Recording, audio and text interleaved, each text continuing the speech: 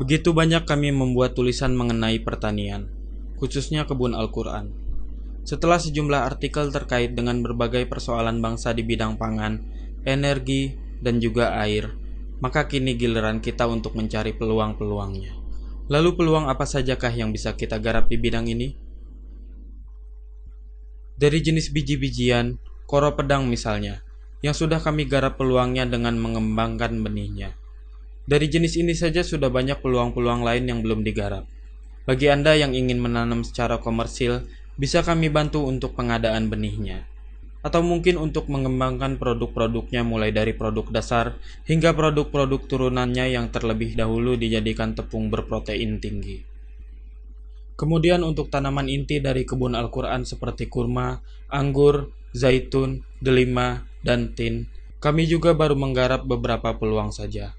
Antara lain pembenihan dengan teknologi kultur jaringan, persiapan penggarapan pasar komersil dan perkebunan, segmen khusus lifestyle tanaman buah dalam pot, serta penyediaan sarananya mulai dari media tanam, pupuk, dan obat-obatan organik, dan juga pelatihannya. Lebih dari itu, peluang lainnya juga sangat banyak, mulai dari pembibitan konvensional hingga pengembangan produk-produk turunannya. Dan peluang-peluang yang sudah kami garap tidak menutup kemungkinan untuk orang lain juga ikut menggarapnya. Pasar lifestyle bisa menjadi peluang besar dan solusi bagi rakyat di negeri ini. Bayangkan jika bersama-sama kita membangun hobi baru di masyarakat yang gemar menanam tanaman-tanaman tertentu yang kadang nilainya tidak masuk akal dan tidak menghasilkan. Kita bisa merubahnya menjadi kegemaran menanam tanaman dari kebun Al-Quran. Tentu saja kegemaran baru ini bisa membantu menyehatkan ekonomi kita dan juga badan kita. Karena dengan tanaman dari kebun Al-Quran, kita bisa menghasilkan buah-buahan yang bisa dimakan dan juga menghasilkan obat. Cukup banyak masalah yang akan teratasi dengan ini. Bukan hanya yang memiliki pekarangan rumah yang luas, yang tidak punya pun bisa menanamnya dalam pot-pot yang besar.